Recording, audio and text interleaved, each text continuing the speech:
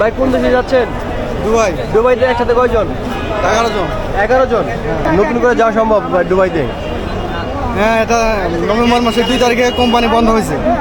আচ্ছা আচ্ছা, মানে আপনি অ্যাপ্লাই আগে করছিলেন? হ্যাঁ। কত টাকা লাগছে যেতে? 3 লক্ষ। 3 লাখ টাকা। কি কাজ মূলত? Digital fixer. আসসালামু আলাইকুম, welcome to our brand new tutorial. আশা করি সবাই অনেক অনেক ভালো আছেন। তো আপনারা যারা সংযুক্ত আরব আমিরাত দুবাইয়ের অভিবাসন প্রত্যাশী রয়েছেন তাদের জন্য আজকের ভিডিওটি খুব গুরুত্বপূর্ণ। আজকের ভিডিওতে আমরা আলোচনা করব সংযুক্ত আরব আমিরাতের কিছু গুরুত্বপূর্ণ ইনফরমেশন ও তথ্য নিয়ে। বর্তমানে আমরা লক্ষ লক্ষ অভিবাসন প্রত্যাশী রয়েছে দুবাইয়ের, যারা কিন্তু দুবাইয়ের ভিসার জন্য অপেক্ষা করতেছি, কিন্তু এই অপেক্ষা করার এতদিন অপেক্ষা করার পরেও কিন্তু আমরা ভিসা পাচ্ছি না, আমাদের ভিসা মিলছে না। এর মূল কারণ হচ্ছে আমাদের কাজকর্ম। মূলত আমরা যেই সকল ফেক ডকুমেন্টস গুলো দিয়ে আবেদন করি, ফেক ডকুমেন্টস জমা দিই, এখন কিন্তু বর্তমানে আধুনিক যুগ, এগুলো কিন্তু দুবাইয়ের সরকার কিন্তু তাদের নজরে নিয়েছে এবং বাংলাদেশিদের জন্য আবেদনকারীদের প্রতি অনেক কঠোর মনোভাব প্রকাশ করেছে।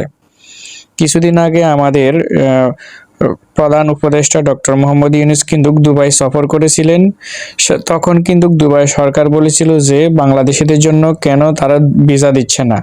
এটার মূল কারণ হচ্ছে আমাদের ফেক ডকুমেন্টস, যেমন আমাদের ভুয়া সার্টিফিকেট, ভুয়া কাগজপত্র, ঠিক আছে, জন্ম নিবন্ধন বাড়ানো, জন্মসাল বাড়ানো ইত্যাদি আরো বিভিন্ন রকমের আমাদের ভুল ভ্রান্তির কারণে কিন্তু তারা আমাদের বাংলাদেশিদের জন্য কিন্তু ভিসা স্থগিত করে রেখেছে। এর পাশাপাশি আমরা যারা সেখানে ঘুরতে যাই বা যারা ট্যুরিস্ট ভিসা যায়, আমরা কিন্তু অস্থায়ীভাবে তাদের সেখানে যাই, যাওয়ার পর আমরা কিন্তু কাজ করি, কাজ খুঁজি এবং কাজ করার চেষ্টা করি। এগুলোর কারণেই আমাদের কিন্তু এই ভিসার কার্যক্রম বন্ধ রয়েছে। শুধু তাই নয়, শুধু আমরা যারা প্রবাসী রয়েছি তাদের ভুল সেটা নয়, অনেক ধরনের দালাল রয়েছে, অনেক দালাল বা অবৈধ এজেন্সি রয়েছে যারা মানুষকে ভুল তথ্য দিয়ে ভিসা দেওয়ার কথা বলে টাকা নিয়ে প্রতারণা করছে, ফলে আবেদনকারীরাও কিন্তু সমস্যায় পড়ছে। ঠিক আছে, অনেক অবৈধ বা ভুয়া এজেন্সি রয়েছে যারা কিন্তু আপনাদেরকে ভিসা দেওয়ার আশা দিয়ে আপনাদের কাছ থেকে লক্ষ লক্ষ টাকা নিয়ে পরে দেখা যাচ্ছে যে তারা ভিসা দিচ্ছে না। তো এর ফলে আমরা যারা বাংলাদেশি রয়েছি তারা কিন্তু অনেক বিভ্রান্তির মধ্যে পড়ি। তখন যদি আমরা কোনো ইনফরমেশন পাই অথবা নিউজ পাই, অনেকে সেটা বিশ্বাস করি না, অনেকে আমরা কিন্তু সেটা বিশ্বাস করি না, যার ফলে কিন্তু আমরা সঠিক তথ্যটি জানতে পারি না এবং এর ফলে আমরা অনেক সমস্যার সম্মুখীন হই। স্পন্সর ছাড়া ভিসা কিন্তু কঠিন হয়ে গেছে। ফ্যামিলি ভিসা, ভিজিট ভিসা, এখন কিন্তু অনেক নতুন নতুন ডকুমেন্টস আছে। আগে যেরকম আপনারা স্পন্সর এবং ফ্যামিলি ও ভিজিট ভিসা নিয়ে খুব সহজে আপনারা যেতে পারতেন, এখন কিন্তু আপনারা পারবেন না। এখন স্পন্সর ছাড়াও ভিসা কিন্তু স্পন্সরের নিয়ম কানুনও কিন্তু কঠিন হয়ে গিয়েছে এবং ফ্যামিলি ভিসা, ভিজিট ভিসাও কিন্তু অনেক কঠিন হয়ে গিয়েছে। আপনি যদি একজন মনে করেন সাধারণ জনগণ হন, তাহলে কিন্তু আপনি ভিজিট ভিসা নিয়ে দুবাইতে মুভ করতে পারবেন না। অবশ্যই আপনি একজন বড় কোনো শিল্পপতি, ব্যবসায়ী হতে হবে, আপনি সেই পরিপ্রেক্ষিতে কিন্তু দুবাই মুভ করতে পারবেন। এবং কাজের বিষয় শুধুমাত্র দক্ষ কর্মীদের অগ্রাধিকার দেওয়া হবে। আগে মনে করেন আপনার যদি কোনো দক্ষতা নাও থাকতো কাজের বিষয়ের জন্য, তারা কিন্তু কর্মী নিয়ে তাদেরকে প্রশিক্ষণ দিত, প্রশিক্ষণ দেওয়ার মাধ্যমে কিন্তু তারা যেতে পারতো। এখন সেই ধরনের সুযোগ সুবিধা টোটালি নেই, এগুলো সম্পূর্ণ বন্ধ রয়েছে। তো আমাদের এই ভিসার ক্ষেত্রে কিছু করণীয় লক্ষ্য এবং কাজ রয়েছে, সেগুলো হচ্ছে ভিসা আবেদন করার আগে ভালোভাবে যাচাই বাছাই করতে হবে। আসলে আপনি যে ভিসার জন্য আবেদন করবেন, আসলে কি এই ভিসাগুলো হচ্ছে কিনা, ভিসাগুলো দিচ্ছে কিনা, সেটা অবশ্যই আপনাকে যাচাই বাছাই করতে হবে।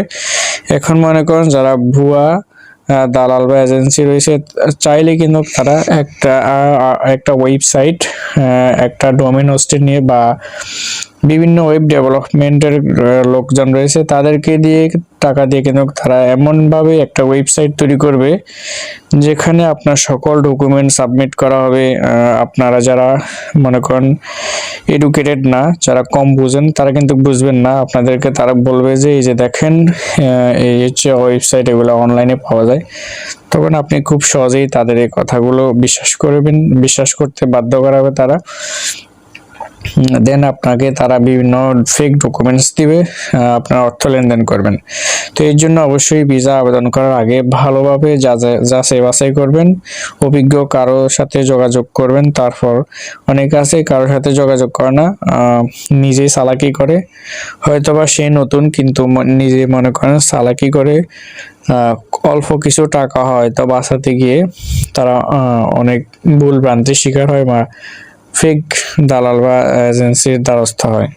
তো এই জন্য অবশ্যই ভিসা আবেদন করার আগে ভালোভাবে যাচাই বাছাই করবেন। এরপরে সরকারি বা অনুমোদিত ট্রাভেল এজেন্সির মাধ্যমে আবেদন করবেন। যেই সব ট্রাভেল এজেন্সিগুলো সরকারি বা অনুমোদিত আছে তাদের সাথে আপনারা তাদের মাধ্যমেই আবেদন করবেন। সঠিক ডকুমেন্ট, সত্য তথ্য দিবেন। ঠিক আছে, আপনার ফেক ডকুমেন্টস হলে হবে না, পরবর্তীতে কিন্তু সমস্যা হবে। শুধু আপনার সমস্যা না, এটা দেশের এবং জাতির, আমরা বাংলাদেশি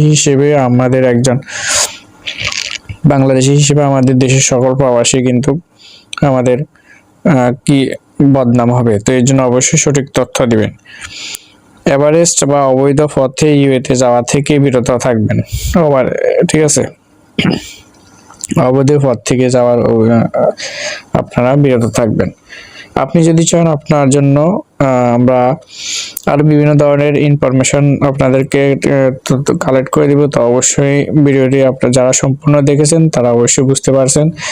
আর যারা মনে করেন ভিডিও স্কিপ করে দেখেন তারা কিছু বুঝেন না, তো সেক্ষেত্রে আপনারা হয়তো কমেন্টস করেন। অবশ্যই ভিডিওগুলো সম্পূর্ণ দেখবেন। ভিডিওতে মূল টপিকগুলো কি বলা হয়েছে আমরা একটু বিস্তারিত আলোচনা করি যাতে আপনারা সম্পূর্ণ বুঝতে পারেন। সো এই হচ্ছে আজকের মূল ভিডিও। দেখা হবে নতুন কোনো ভিডিওতে। সবাইকে ধন্যবাদ। আসসালামু আলাইকুম। So this is 1080p, 60 frames per second with a Rocksteady enabled. Currently we are in Sheikh Zayed in Dubai, the famous business district here in this country. This is during the lockdown.